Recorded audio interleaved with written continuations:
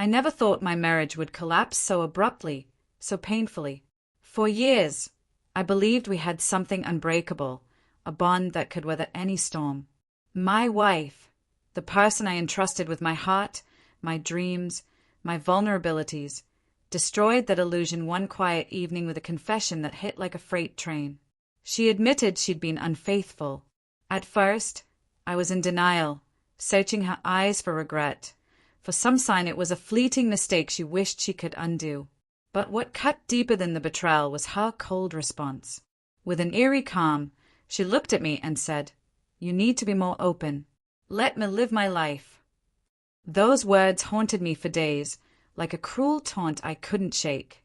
How could she expect me to just swallow her infidelity, to act like it was nothing, like I should just nod and move on?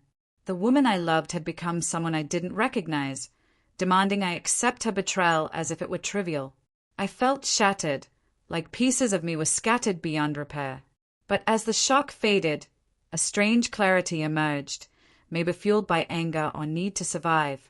If she thought she could discard me, take my trust for granted, then maybe it was time I stopped being the loyal, forgiving man she assumed I'd always be. Maybe I needed to show her I wasn't someone to be manipulated or disrespected.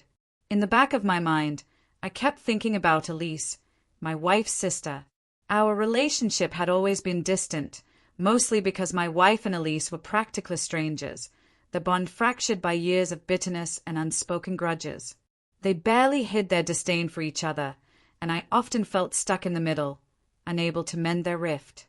But Elise was different, unmarried, authentic, someone who spoke her mind without pretense. I'd noticed subtle hints over the years, moments where it seemed she might be open to something more with me. A family trip forced the three of us into close quarters for days. The tension between the sisters was palpable, every word sharp, every glance loaded with resentment. But with Elise, I found an unexpected ease. While my wife was distant and icy, Elise was warm, approachable, and surprisingly candid. One night, after a long day of sightseeing, my wife went to bed early, emotionally withdrawn as usual. Elise and I stayed up in the softly lit living room, sharing a bottle of wine. The air was filled with quiet jazz and the clink of glasses.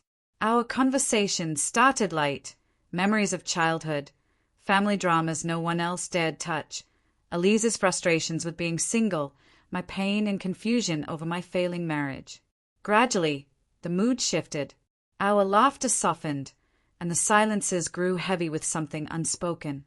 When our eyes locked, there was a spark, electric, risky, undeniable. It was the kind of moment that steals your breath, where you're torn between diving in or pulling back.